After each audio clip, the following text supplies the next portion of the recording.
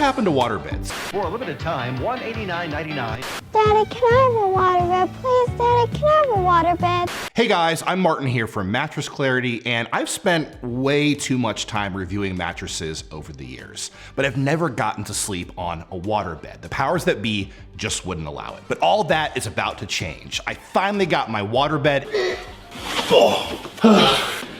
And together, we're gonna dive deep into the world of aquaful mattresses. So I'm in my 40s, and that means that I grew up in the 90s. And back in the 90s, every kid I knew wanted a waterbed. Please, Daddy, can I have a waterbed? But in my small town of Franklin, Indiana, I only ever knew one kid who actually had a waterbed, and he was rich. You have your own McDonald's? How rich? Well, let's just say he had a half-court basketball court in his basement and had count them, three Nintendos. But I'm getting ahead of myself here. We could go all the way back to 1833 with the creation of the first technical waterbed. When we're talking about the more modern waterbed, it all started in 1968. And what a groovy year. 2001: A Space Odyssey, Planet of the Apes, and Bullet were all in theaters, and Hey Jude was playing on the radio. Plus, my parents met that year, so overall, it was a pretty good year.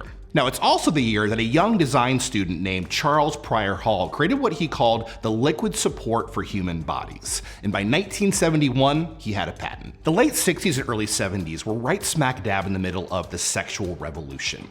Now, sexual mores were getting more lax, and people were getting more, how do we say it, experimental. So it was the perfect time for the waterbed to arrive. Now you can sleep with the best. Cause the waterbed ranch is here. These little babies take a whole night of rough riding. One ad for a waterbed even said 2 things are better on a waterbed, and one of them is sleep. So you get it. Wouldn't you rather spend your evening in a waterbed? At first, the waterbed was more popular with the youth counterculture, but the waterbed soon had to pivot to the more conservative times of the 1980s. So the creation of super waveless waterbeds and those with nice headboards seemed less like something you'd pair with a tie-dye sheet and more something you'd find in a suburban home. And by 1987, waterbeds hit their peak, and they made up almost 22% of the mattress market. That's over 1 in 5 mattresses sold. And for some modern context, online mattresses now make up around 23% of the mattress market, so that is still very substantial. But waterbeds had their drawbacks, namely leaks.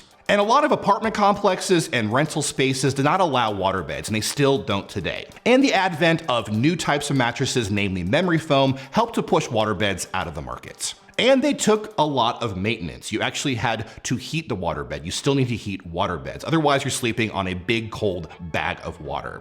Plus, you gotta keep them pretty clean, otherwise they can get kinda nasty.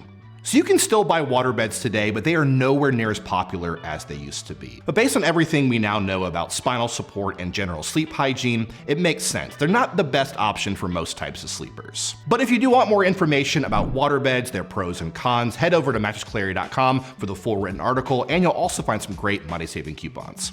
We'll see you next time.